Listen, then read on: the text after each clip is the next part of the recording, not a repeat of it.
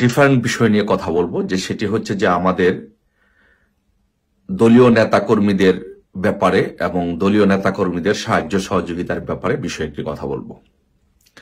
আমরা জানি যে যারা বিশেষ করে বাংলাদেশে আওয়ামী লীগ, ছাত্রলীগ, যুবলীগ, স্বেচ্ছাসেবক লীগ, কৃষক লীগ, মহিলা লীগ, যুব মহিলা লীগ, যারা বিভিন্ন সংগঠনের সাথে জড়িত, তারা হয়তো অনেকেই, বেশিরভাগ নেতাকর্মীরাই কোনো না কোনো কাজকর্মে ছিলেন, ব্যস্ত ছিলেন।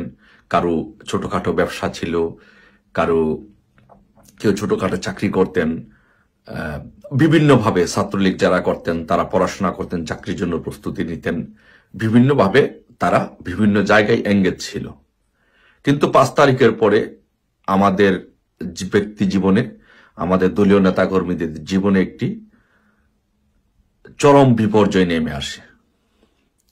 অনেক নেতাকর্মী ভাইয়েরা, যাদের ছোটখাটো ব্যবসা ছিল ব্যবসা হারিয়েছে, যাদের ছোটখাটো চাকরি ছিল সেটা হারিয়েছে, যারা বিভিন্ন জায়গায় বিভিন্ন বিষয়ে ইনভলভ ছিলেন সেগুলো হারিয়েছে। ছাত্ররা বিশেষ করে যারা বিভিন্ন বিশ্ববিদ্যালয়ে দলীয় পদ পদবিতে ছিলেন, তারা আজকে বিশ্ববিদ্যালয়গুলোতে যেতে পারছে না, পড়াশোনা কন্টিনিউ করতে পারছে না, তারা পিতামাতার খবর নিতে পারছে না। তো সব মিলিয়ে একটা খুব একটা বাজে অবস্থার মধ্যে তারা দিন যাপন করছে। তো এই পরিস্থিতিতে এই রমজান মাসকে উপলক্ষ করে আমরা জানি যে অবস্থায় থাকতো না কেন, অন্তত পক্ষে আওয়ামী লীগ এবং সহযোগী সংগঠনের নেতা কর্মীরা সবাই মিলে সুন্দরভাবে ঈদ রোজা রাখতো, ইফতার করত, পরিবারের খোঁজ খবর নিত এবং মোটামুটি ভালো ছিল। যেভাবে হোক কম বেশি কেউ না কেউ একেবারে খারাপ ছিল না। কিন্তু 5 তারিখের পরবর্তীতে এই পরিস্থিতিতে আমাদের ছেলে মেয়েগুলো, আমাদের দলীয় নেতাকর্মীগুলো, কিছু নেতাকর্মী খুব বাজে অবস্থা পার করছে, খুব অবর্ণনীয় ভাবে জীবনযাপন করছে, কষ্ট করছে বিভিন্ন জায়গায়।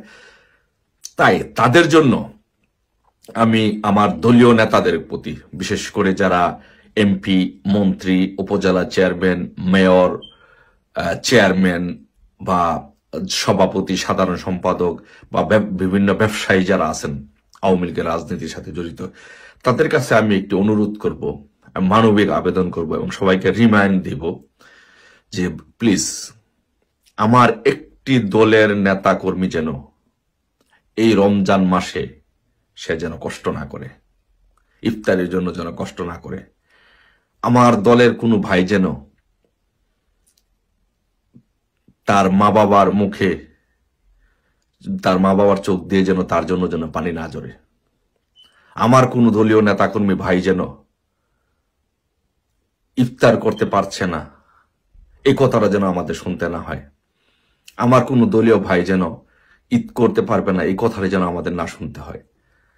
দয়া করে আমি আমার দলীয় যারা একটু ভালো জায়গায় আছেন, সেফে আসেন, বিশেষ করে বিদেশে আছেন বা বাংলাদেশে যারা আছেন, ব্যবসা বাণিজ্য করতে পারতেছেন বা একটু ভালো আছেন, সবার কাছে এই মানবিক অনুরোধটা আমি করব। প্লিজ দয়া করে আমাদের এই দলীয় নেতাকর্মী ভাইদের মুখের দিকে, তারা এমনিতেই তো তাদের জীবনে অনেক কষ্ট, যে কেউ চাকরি হারিয়েছে, কেউ ব্যবসা হারিয়েছে, কেউ বাড়িঘর হারিয়েছে, কেউ ভিটেমাটি হারিয়েছে, অনেক কষ্ট তাদের জীবনে।